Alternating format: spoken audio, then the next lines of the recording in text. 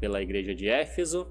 Então, vamos ao que interessa, né, que é a palavra de Deus. Como diz o nome do nosso programa, a tua palavra é a verdade. Que seja sempre, né, a verdade de Deus falada através de nós. Vamos à leitura então da carta à igreja de Éfeso. Apocalipse capítulo 2, versículo 1 ao 7 diz assim: essas são as palavras daquele que tem as 7 estrelas em sua mão direita e anda entre os 7 candelabros de ouro. Conheço as suas obras, o seu trabalho árduo e a sua perseverança. Sei que você não pode tolerar homens maus, que pôs à prova os que dizem ser apóstolos, mas não são, e descobriu que eles eram impostores. Você tem perseverado e suportado sofrimentos por causa do meu nome, e não tem desfalecido. Contra você, porém, tenho isto: você abandonou seu primeiro amor. Lembre-se de onde caiu, arrependam-se e pratique as obras que praticava no princípio. Se não se arrepender, virei a você e tirarei o seu candelabro do lugar dele. Mas há uma coisa a seu favor: você odeia a prática dos nicolaítas, como eu também odeio. Aquele que tem ouvidos, ouça o que o Espírito diz à igreja. Ao vencedor darei o direito de comer da árvore da vida que está no meio que está no paraíso de Deus. É interessante da maneira que é direcionada esta carta. Antes de entrar, né, na explicação, eu gostaria de fazer uma leitura no comecinho do livro de Apocalipse, no capítulo 1, no versículo 1, diz assim: revelação de Jesus Cristo que Deus lhe deu para mostrar aos seus servos e que em breve há de acontecer. Ele enviou o seu anjo para torná-lo conhecido ao seu servo João, que dá testemunho de tudo que viu. Isto é a palavra de Deus e o testemunho de Jesus Cristo. Feliz aquele que lê as palavras dessas profecias, e felizes aquele que ouvem e guarda o que nela está escrito, porque o tempo está próximo. Então João começa a sua carta dizendo que tudo aquilo estaria próximo de acontecer. Eu vou ir passando as mensagens aqui que às vezes eu não consigo enxergar aqui. Mas boa noite, meu irmão Valdizan, está aí assistindo, está de ouvinte, né, meu irmão? É muito bom ter você nos ouvindo. Boa noite, irmão Severino, que Deus abençoe. Boa noite, Bruna, que Deus abençoe todos vocês. Tá bom? Então vamos voltar para o nosso texto.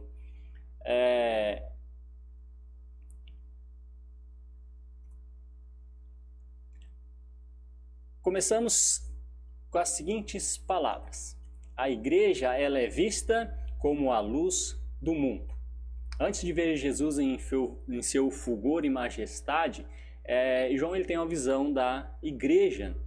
O que a igreja, o que ela representa, ele vê como a luz do mundo. Antes de ter a visão de Cristo exaltado, ele teve a visão da igreja, a importância da igreja para o mundo. O mundo ele vê Cristo através da sua igreja e no meio da igreja. Isso significa que ninguém verá Jesus em glória senão por meio da sua igreja aqui na terra. Então, meus amados, você precisa da igreja. Você precisa primeiramente se congregar. Tem que estar junto com os seus irmãos. A gente ouve tanto nesses tempos de pandemia, de dificuldade, muitas pessoas deixaram de congregar mesmo. É uma realidade, infelizmente, e é uma triste realidade. Mas quando a gente começa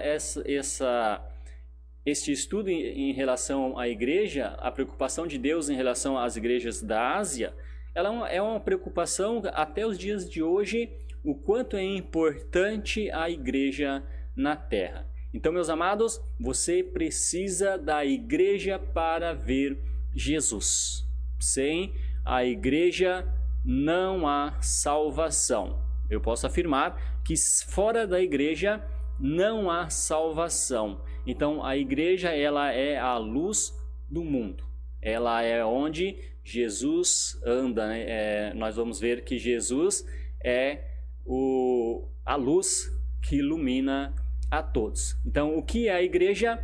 Ela é a luz do mundo. Por isso, ela é comparada ao candelabro que ilumina a todos em volta.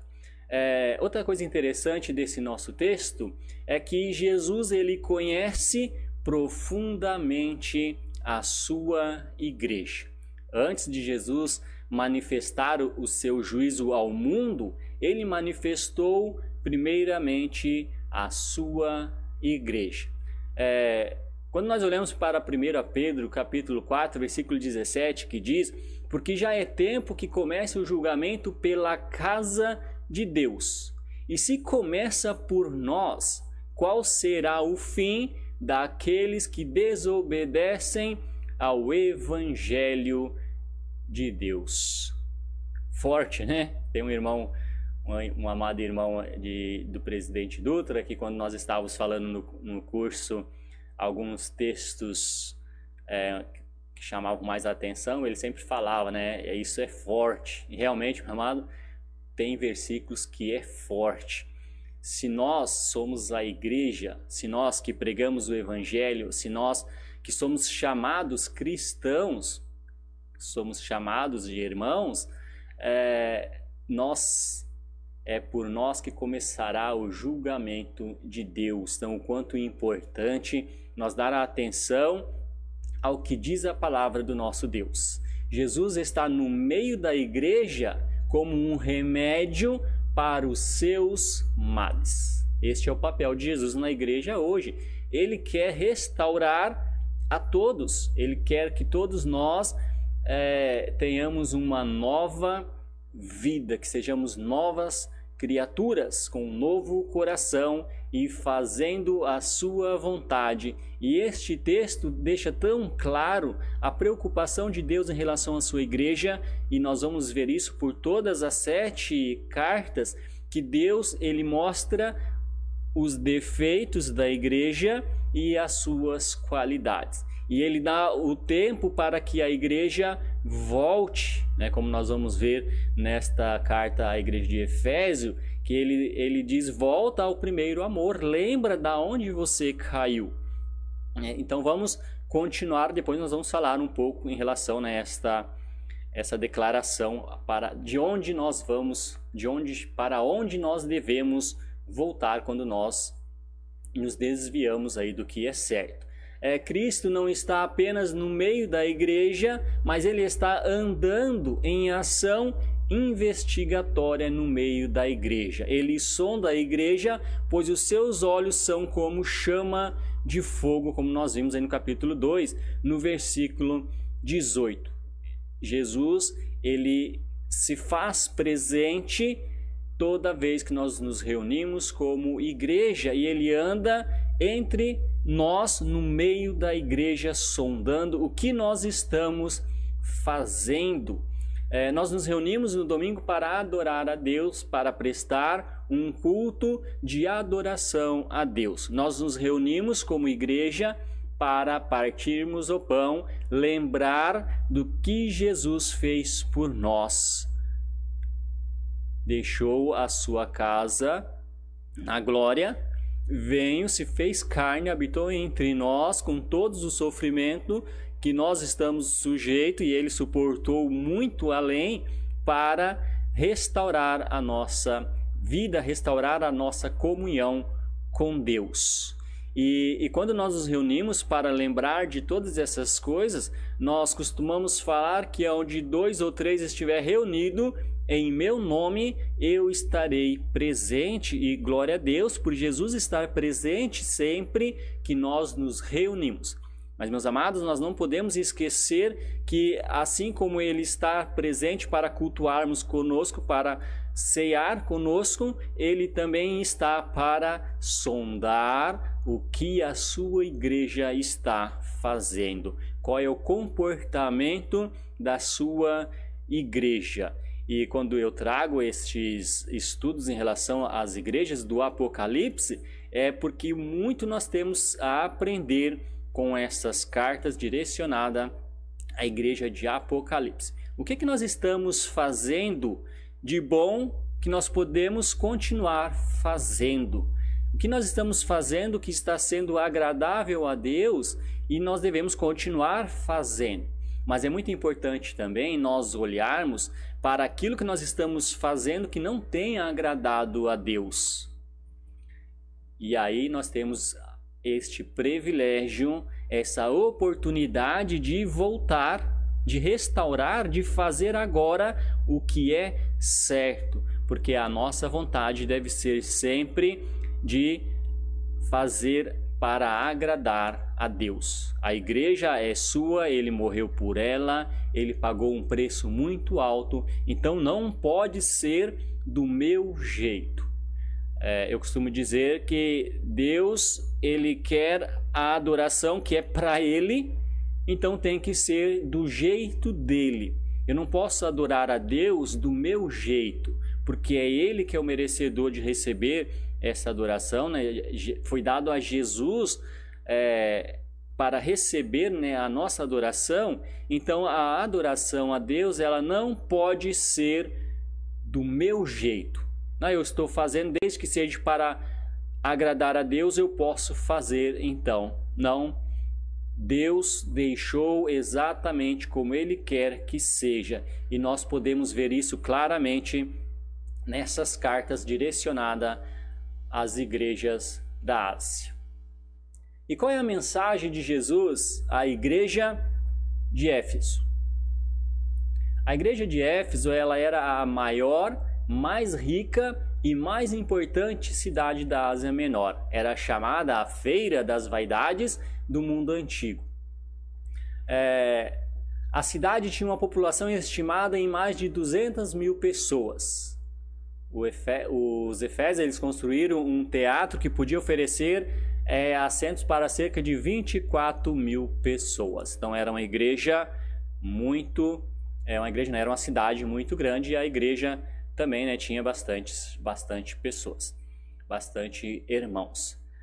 Jesus envia a sua mensagem ao anjo da igreja. Quem é este anjo? Se ele está direcionando a sua mensagem ao anjo da igreja, certamente ele está direcionando a sua mensagem talvez ao presbítero que estava responsável, que estava pastoreando aquela igreja ali em Éfeso. Então a mensagem de Deus é direcionada a este anjo que iria transmitir à igreja de Deus.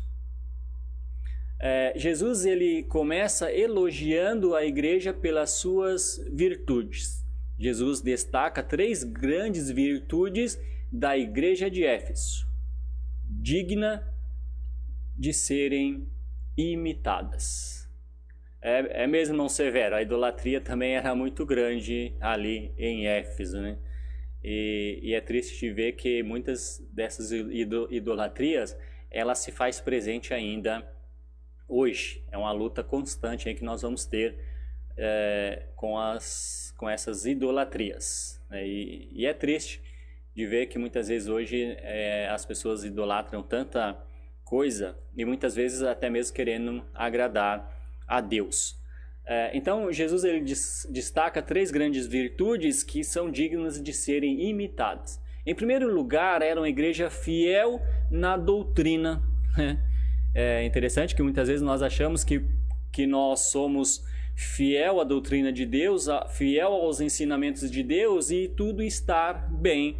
Eu me reúno no primeiro dia da semana para partir o pão, eu oferto no primeiro dia da semana, está tudo bem, estou agradando a Deus. Mas quando nós olhamos para a igreja de Éfeso, que ela era uma igreja que estava sendo fiel à doutrina, e mesmo assim ela tinha alguns erros, alguns defeitos que ela precisava melhorar, precisava restaurar. Mesmo cercada por perseguições e mesmo atacado por constantes heresias, na época essa igreja ela permaneceu firme na palavra de Deus contra todas as ondas e novidades que surgiam. Então nós podemos ver que a igreja de Éfeso era uma igreja que trabalhava, né? Ela combatia o que era errado, ela combatia as heresias, combatia os falsos ensinos, e ainda assim ela tinha que melhorar.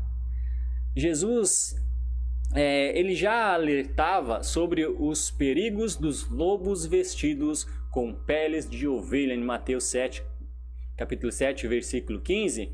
Paulo já havia avisado também os presbíteros desta igreja sobre os lobos que penetrariam no meio do rebanho e sobre aqueles que se levantariam entre eles falando coisas pervertidas para arrastar deles os discípulos, né? Então nós temos vários avisos na Bíblia nos alertando em relação aos falsos ensinos, e nós corremos um risco muito grande se não tomarmos cuidado de fazer com que eles façam parte da igreja do Senhor aqui na terra.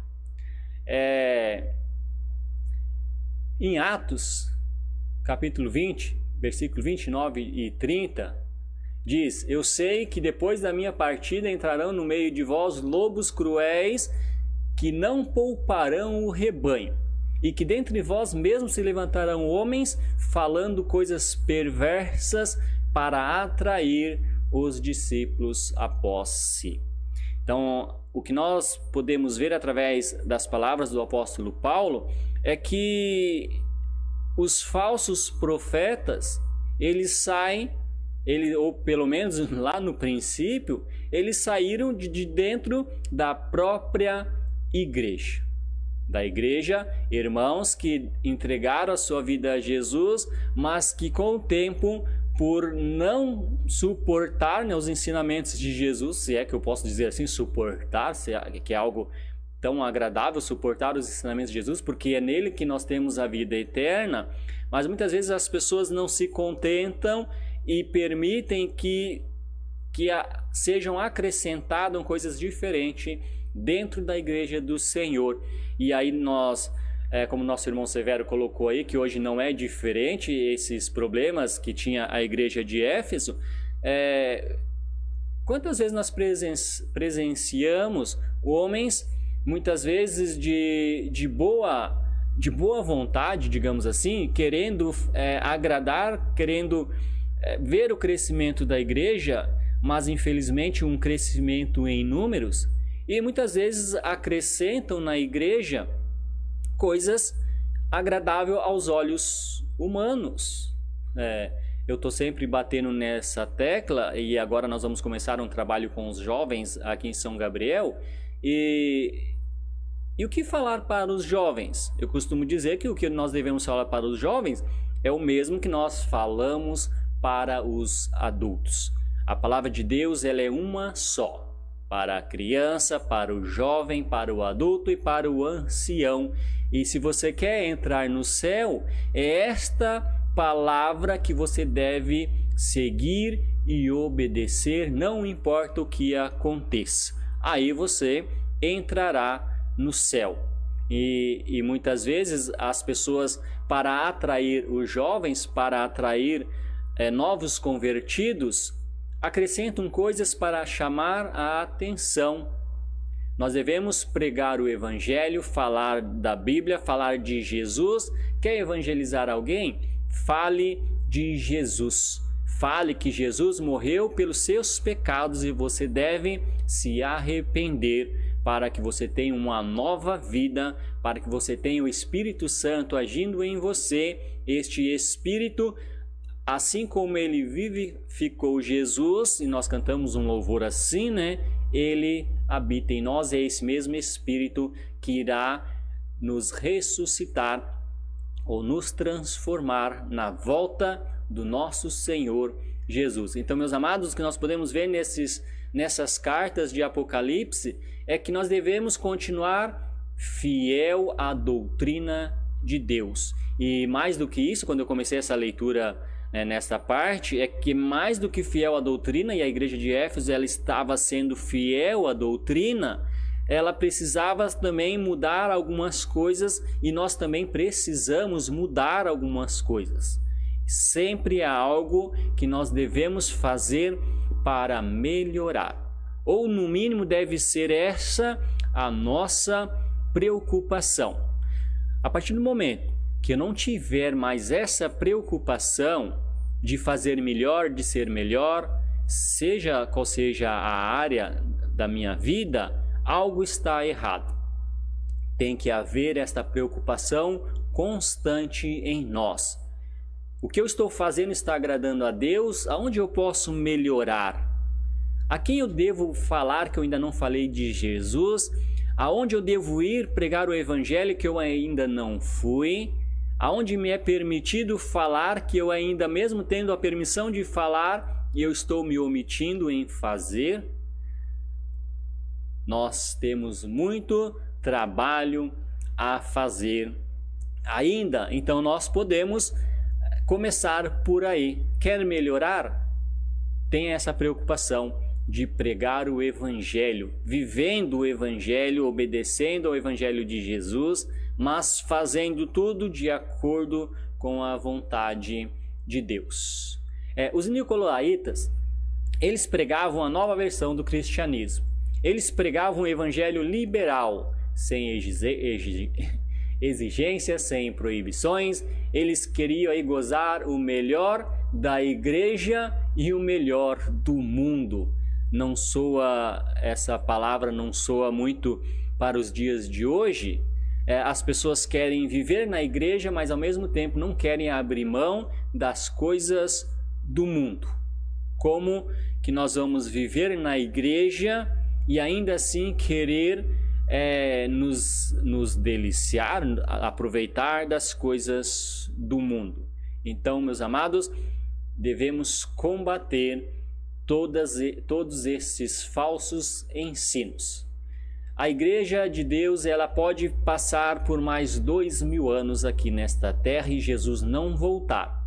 Mas o que eu posso garantir para você é que a palavra de Deus, ela será a mesma. A mesma palavra pregada por Pedro no dia de Pentecostes, ela será até a volta de Jesus. As palavras do apóstolo Paulo em seus ensinamentos, a igreja onde ele passou será a mesma daqui a 2000 anos. E esta deve ser a nossa vontade, que a palavra de Deus ela continue sendo pregada exatamente como ela é. Porque a palavra de Deus, ela é o poder para restaurar a vida de uma pessoa. Nós não conseguimos convencer um pecador, mas a palavra de Deus, através do Espírito Santo, ela convence o homem de seus pecados. Mas nós devemos nos esforçar para que essa palavra ela seja sempre da maneira que está na Bíblia. Que não seja tirado nada, que não seja acrescentado nada, que não seja colocado achismo, eu acho, eu posso fazer, desde que eu esteja agradando a Deus. Não, meus amados. Eu só vou agradar a Deus se eu estiver fazendo exatamente como Deus quer. Nós, como igreja, essa é a nossa função. A igreja de Éfeso, ela não tolerou a heresia. Ela odiou as obras dos nicolaítas. E é o nosso papel como igreja hoje. Nós devemos não só rejeitar, mas também odiar toda e qualquer heresia que ronda a igreja. Infelizmente, muitos lugares que se reunia a igreja de Deus tolerou heresias. E uma vez que são permitidas heresias dentro da igreja, aí ela deixa de ser a igreja de Jesus. E aí ela pode ser a igreja de João, do Paulo, do José. E aí nós vamos ver por aí um monte de placas com nome igreja fundada por fulano de tal, no dia tal. A igreja de Jesus Cristo, ele é o centro. Esta igreja é a luz do mundo. Então, o que nós devemos fazer é rejeitar toda e qualquer heresia. Temos muito a aprender neste particular com a igreja de Éfeso. As pessoas hoje buscam experiência e não a verdade. Elas não querem pensar, elas querem sentir, não querem doutrinas, querem as novidades, as revelações, sonhos, adivinhações. Elas não querem estudar a palavra, querem escutar testemunhos eletrizantes. Elas não querem o evangelho da cruz, buscam o evangelho dos milagres. Elas não querem Deus, querem as bênçãos de Deus. Esta é uma triste realidade, e triste ainda que nós assistimos muitas vezes dentro da igreja do Senhor Jesus. E Ele está assistindo a todas essas coisas, porque Ele anda no meio da sua igreja e Ele anda no meio sondando a sua igreja. E, meus amados, Ele está de olho em nós, 24 horas por dia. Grande responsabilidade nós temos ao pregar o Evangelho, aos pregadores e aos irmãos que são cristãos, que levam este nome de cristão, que se reúnem no primeiro dia da semana para partir o pão e lembrar do que Jesus fez por nós. E anuncia também que em breve Ele voltará. Então preste atenção nessas palavras e imagine que Deus está te assistindo o tempo todo. E o mais importante é que Ele nos dá a oportunidade de voltar. Em segundo lugar, a igreja de Éfeso, ela estava envolvida com a obra de Deus. A igreja de Éfeso, ela não era apenas teórica, ela agia. Havia trabalho intenso por meio dela. Por meio dela, o evangelho se espalhou por toda a Ásia. O que você tem feito para a obra de Deus crescer aqui na terra? Deus confiou a homens o seu evangelho. O que você tem feito como igreja de Deus aqui na terra? Você tem se empenhado? Se nós olhar para a igreja de Éfeso, ela era uma igreja ativa. Não era apenas na teoria, ela era na prática. Ela pregava o evangelho, ela ensinava. E nós? Quantos de nós estamos acomodados em nossas poltronas? Estamos acomodados, deixamos de pregar o evangelho, deixamos de evangelizar, não nos importamos nem mesmo de assistir muitas reuniões que são feitas até mesmo online.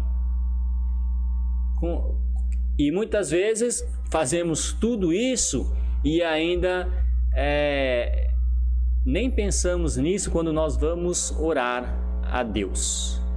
Qual é a nossa atitude em relação a essas coisas? Nós erramos, deixamos de fazer a vontade de Deus e sempre estamos ainda cobrando a Deus.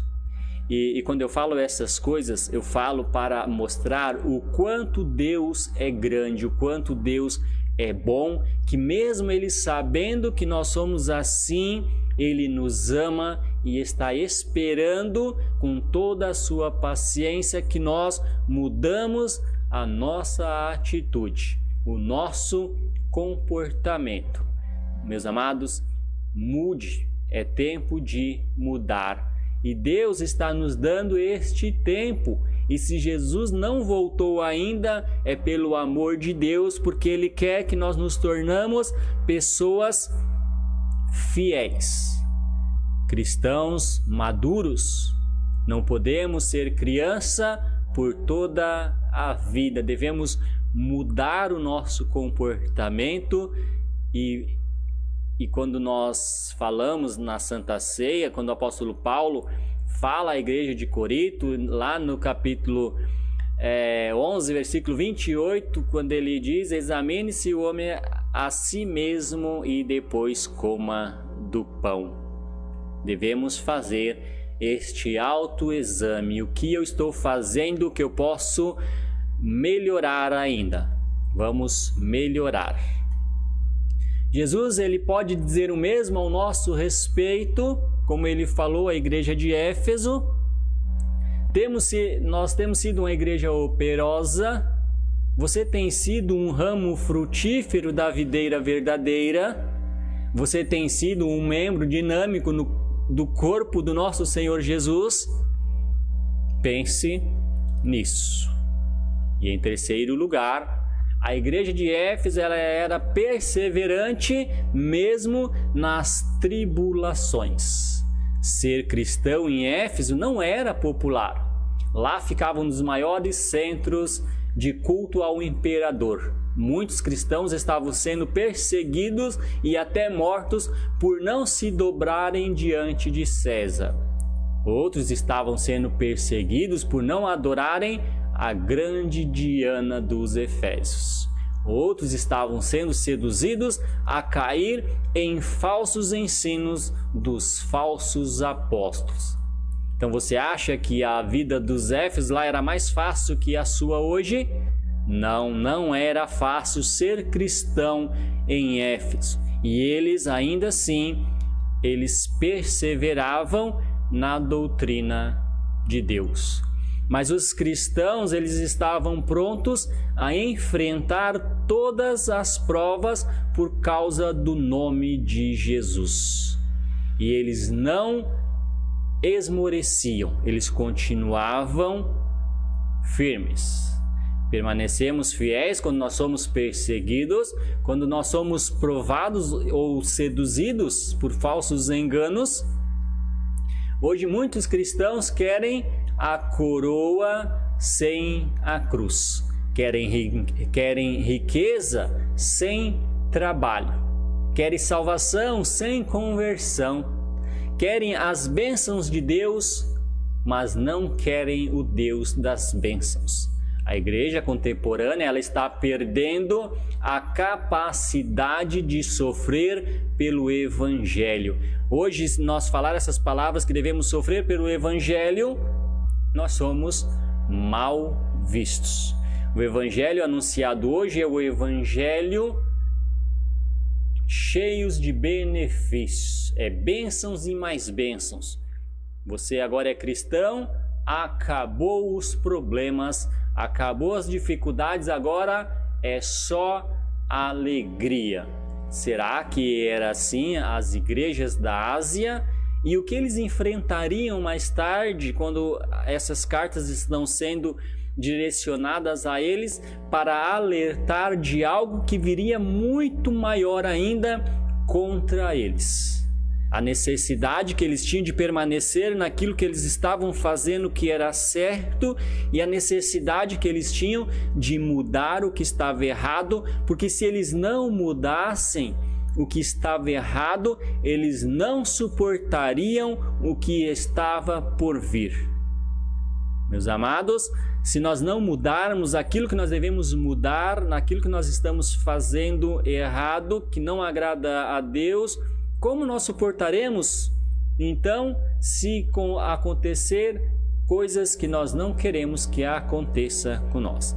Graças a Deus, pelo menos por enquanto, nós estamos livres das perseguições, não livres dos falsos ensinos, mas nós devemos combater os falsos ensinos com a verdade da Bíblia. Mas nós só vamos combater os falsos ensinos se nós nos esforçarmos para crescer em conhecimento da palavra de Deus.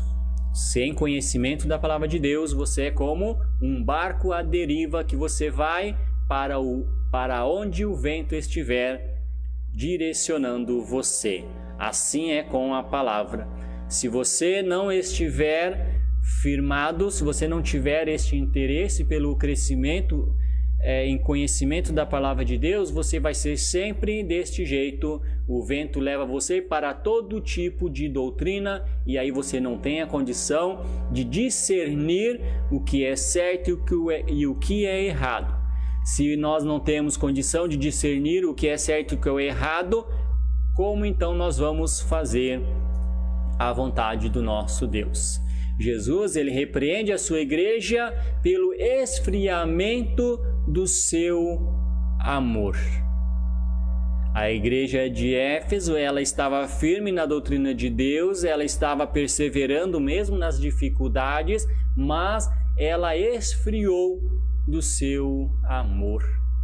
Capítulo 13 de João, versículo 34, Jesus diz: um novo mandamento vos dou, amem uns aos outros, assim como eu vos amei, que também vós ameis uns aos outros. E o versículo 35 ele diz: nisto conhecerão todos que sois meus discípulos, se tiverdes amor uns aos outros.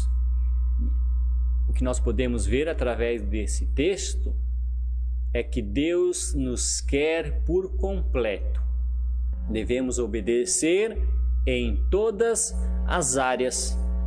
Devemos obedecer a Deus sem deixar de amar uns aos outros. Devemos continuar perseverando, devemos continuar lutando contra os falsos ensinos, mas devemos fazer tudo isso sem deixar de amar aos outros. Nós falamos na quinta-feira passada, no programa Nas Mãos de Deus, sobre paciência. Falamos que a paciência só é possível se tivermos amor uns pelos outros.